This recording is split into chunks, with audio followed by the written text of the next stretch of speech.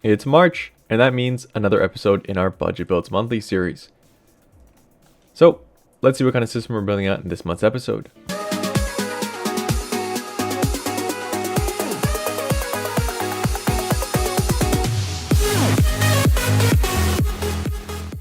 What is Budget Builds Monthly all about?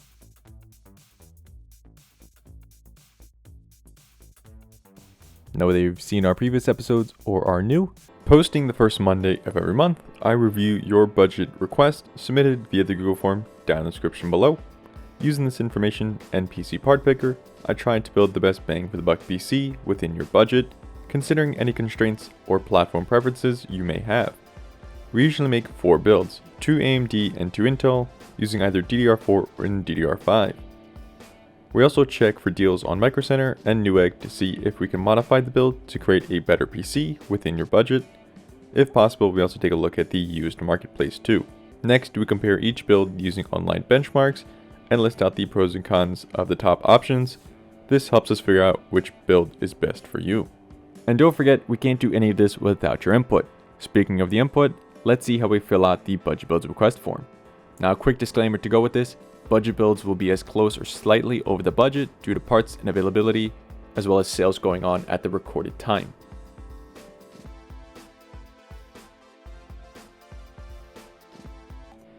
Budget builds do not include taxes, fees, or Windows keys unless specifically asked otherwise. Budgets will be in USD. Now, form factor preference, this will determine case size, as in this is the motherboard size we're going to pick. If you want a mini ITX motherboard, we will go with a mini ITX case, unless you want us to get a micro ATX motherboard and then a specific case size, just put here in other. For CPU and GPU preferences, if you want us to build an Intel only system or an AMD only system, and same thing for their graphics cards. If you have any other preferences or requests when it comes to CPU or GPU, like an Intel GPU, just put it here in the other category. Areas of focus just covers the hierarchical standpoint of how we're going to build out the system and spread that budget. If you want us to focus first on your CPU, then your motherboard, maybe your graphics card, we're just going to put the budget more focused towards those. Focus first, and then focus last. We'll just grab some generic and placeholder items for you, the user, to actually pick out later on. For already purchased or own system components, if you already have a power supply or a case or anything like storage, just put it here. Just specify specifically what you have, just so we can work that into the build and we don't have to worry about putting money towards something in that budget that you already have. No sense in buying 2 PC cases if you can just use the one you already have. Next up is peripheral requests. Now, these are placeholders for either a mouse, keyboard, monitor, headset, or anything else, as these are user specific. Now, if you put other and you select a specific headset or mouse or keyboard, anything you're looking for, we'll put that in the overall build to just allocate the budget that way. And then finally, we have other requests like RGB, no RGB, or any comments that you want for the build itself. And that pretty much concludes filling out the Google form in the description below. Now, we do have a request to take a look at in this month's episode. So let's see what kind of system we're building out.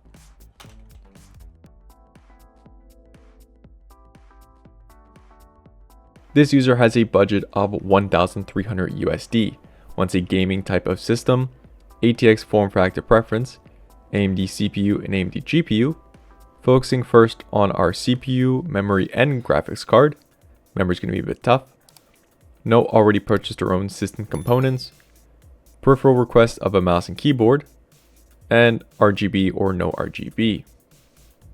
So ultimately with this, memory is going to be a bit tough, but let's start out with a template build and see what we can do.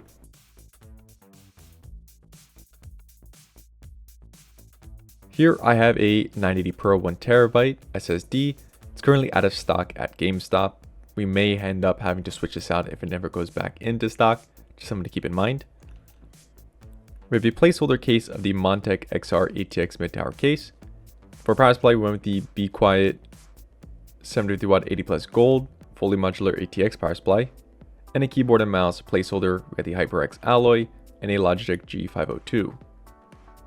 Now if we start with AM4,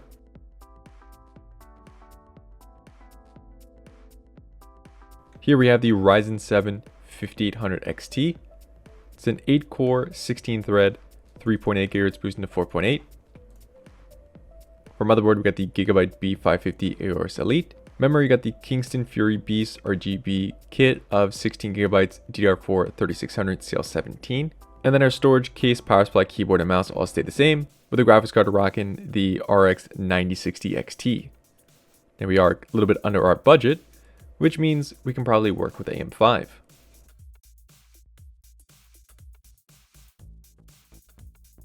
For AM5, we have the Ryzen 5 9600X. It's a 6-core, 12-thread, 3.9 GHz boosting to 5.4 with the Thermalright Peerless Assassin CPU cooler. Believe it should be perfectly enough to handle this CPU.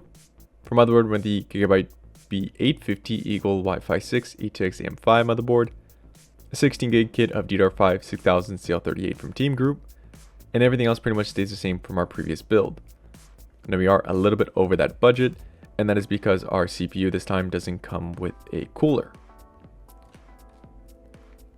Now, speaking of the CPU comparisons, let's check those out.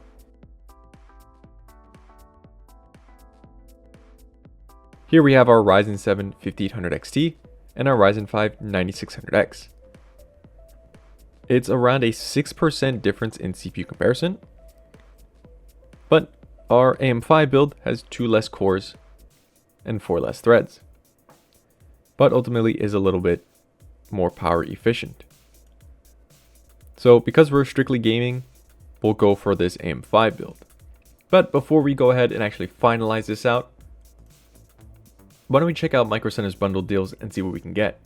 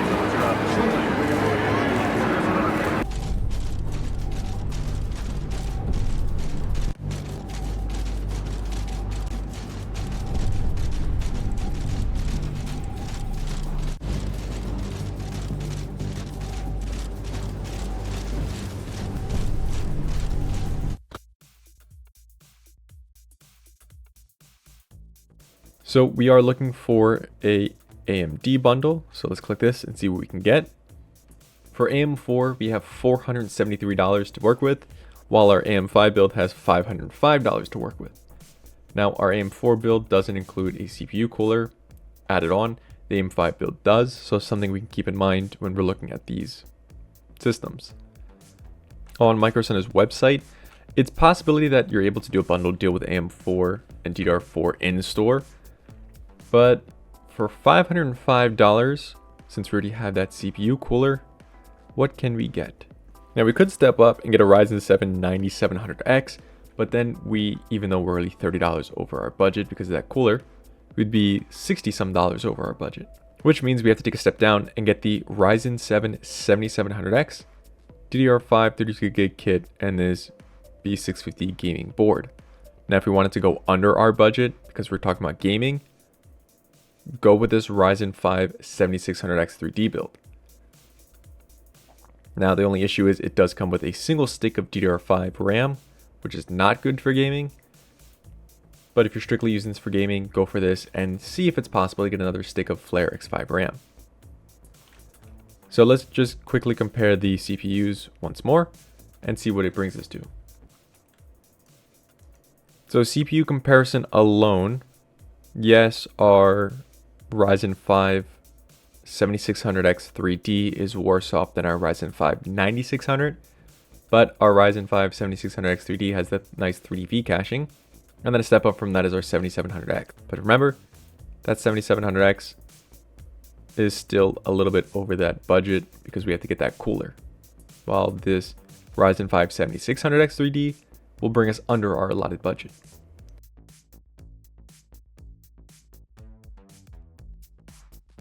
So ultimately, it's up to the user which one they want to work with. You can either get the Ryzen 5 7600X 3D build from Micro Center, the Ryzen 7 7700X build from Micro Center as well, just a little bit over your budget.